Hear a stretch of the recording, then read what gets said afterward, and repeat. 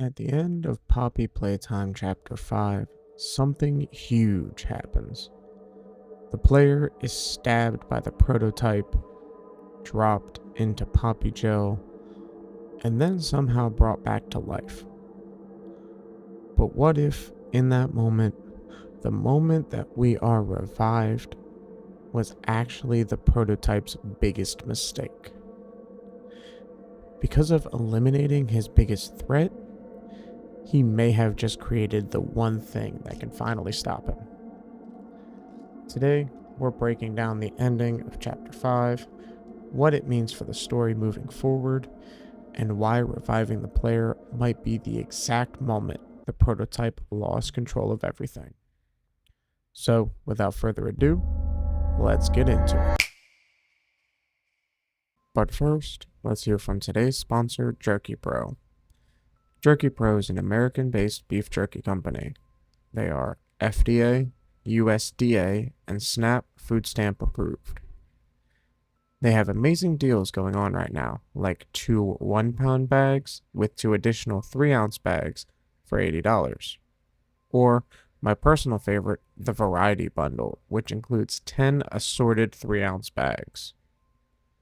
But they don't just stop at beef jerky. They also have normal household groceries like meats, breads, and energy drinks. They are partnered with Texas Roadhouse and Omaha Steaks to bring you high-quality steaks that you can also buy in bulk.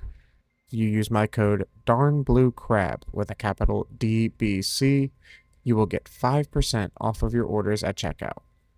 Thank you again to Jerky Pro for sponsoring this video. Toward the end of Chapter 5, we get one of the most intense sequences of the entire game.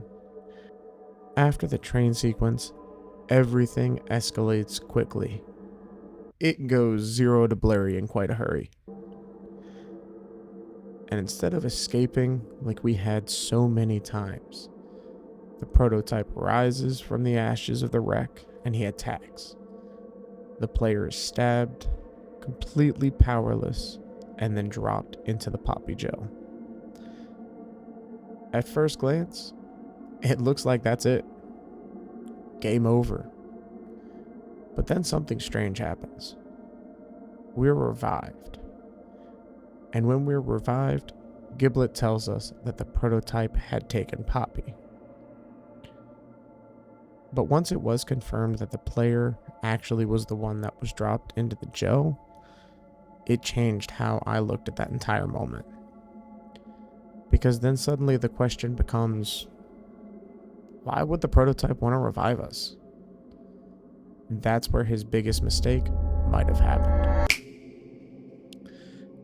To understand why, we need to look at who the prototype really is. Before he became the monster that we know today, he was once a child named Oliver. Oliver was an orphan, someone who had been cast aside by the world, someone who just wanted a place to belong.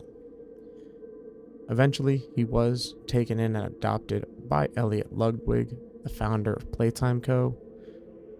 And at first, that might have sounded like a happy ending, but it wasn't. Oliver wasn't adopted out of kindness.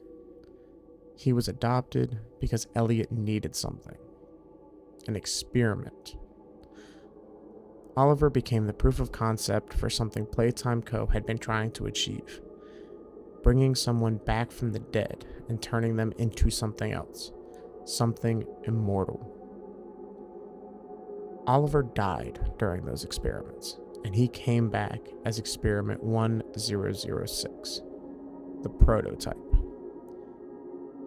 And even after becoming the most groundbreaking creation Playtime Co. had ever made, he still didn't get what he wanted. Didn't get recognized. Didn't get praised. Instead, he was hidden away, ignored, once again cast aside from those he trusted and he thought cared for him. If you listen to the audio log between Oliver and Elliot, you can hear it. The anger, the resentment, the jealousy. that rage shaped everything the prototype later became. His entire existence revolves around control and recognition. He wants to prove that he is the most powerful being inside the factory. And now that he has taken over, he has the spotlight he's been begging for his entire life. Which brings us back to the ending of Chapter 5. Because when he stabs the player and drops us into the Poppy Gel, he could have just left us there. He could have just made sure we were gone for good. But he didn't. We were revived. We were allowed to be revived. Why? I don't think he wanted us dead. He wanted an audience. That entire ending sequence feels like a performance. Like the prototype was putting on a show. In this show, he demonstrates how the Poppy Gel works. He shows that he has control over life and death. In that moment, he's essentially saying, "Look at what I can do."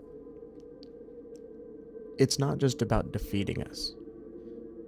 It's about proving that he is unstoppable, that he's the one in control of the factory now.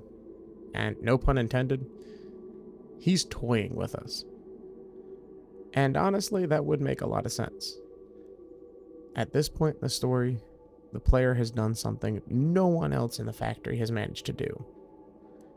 We've survived, we fought back, and we've taken down some of the most dangerous creations inside Playtime Co.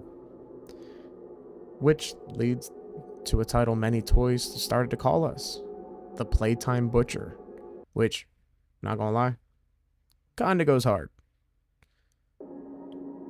From the prototype's perspective, defeating the player isn't just another victory. It would be the ultimate statement. If he can defeat the Playtime Butcher, nobody else will ever challenge him again. Everyone falls in line. Fear will keep the factory under his control forever. But that kind of arrogance can be dangerous. Because the moment you start believing you've already won, you stop paying attention to the threats around you. And that's exactly where the player comes in. By allowing us to be revived, the prototype didn't just spare our life. He gave us a second chance, another opportunity to fight back. If he continues to focus on the attention, the power, the spectacle of being the ruler, he will eventually slip up. And when that happens, that's when we strike. Because while the prototype thinks he's putting on a show, we're watching, learning, waiting for just the right moment where he exposes a weakness. And when that comes, we'll be ready to strike. But that's just my theory. Do you think reviving the player was part of the prototype's plan, or did you think he made a mistake out of pure arrogance? Sound off in the comments below, and if you enjoyed the breakdown of Poppy Playtime Chapter 5, be sure to hit that like button and subscribe for more theories. This is Darn Blue Crab the Theorist signing off, and I'll see you in the next one. Peace.